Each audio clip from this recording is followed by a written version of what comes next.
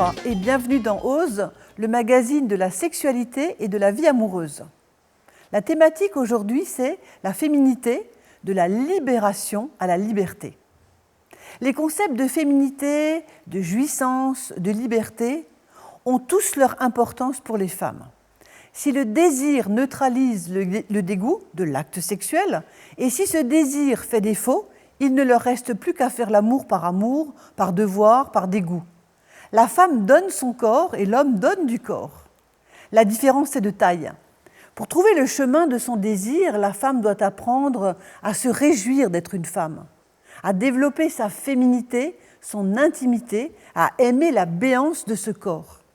La notion de féminité, si au siècle dernier encore, le mariage reposait essentiellement sur une alliance familiale, économique, religieuse, où l'entente sexuelle n'était pas obligatoire, il n'en est plus de même aujourd'hui.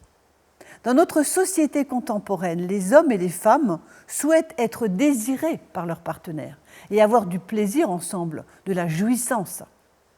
L'épanouissement de la fonction érotique est une aspiration intéressante et il est vrai que la disparition ou la trop grande fluctuation du désir chez une femme constitue une véritable difficulté, un réel obstacle et qui peut remettre le couple en question et aboutir à une rupture. Si autrefois les relations extra-conjugales du mari étaient davantage admises, il n'en est plus de même actuellement. À présent, la sexualité et l'érotisme se vivent au sein du couple.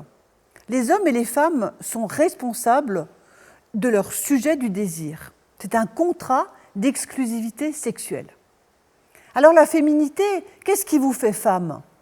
Être et se sentir en opposition au versant masculin, se sentir féminine, fait appel à des perceptions et à des représentations physiques, psychiques, sociales et culturelles dont le développement s'effectue, plus ou moins harmonieusement durant l'enfance, l'adolescence, puis il se poursuit au cours des différentes étapes de l'existence de cette personne.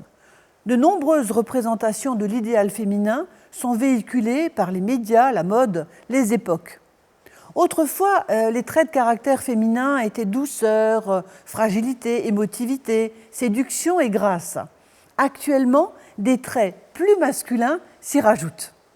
L'on constate fréquemment que la vie hyperactive des femmes et leur rôle multiple d'épouse, de mère, d'amante, de maîtresse de maison et de femme active leur octroient difficilement une certaine part de liberté, de temps, de moyens, d'épanouissement de cette féminité.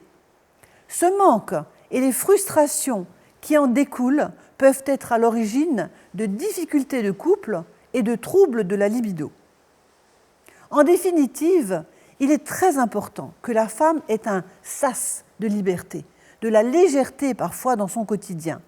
Mesdames, réfléchissez à cette bulle d'oxygène et autorisez-vous à la programmer et à la faire comprendre et accepter par votre compagnon de vie et même par vos enfants.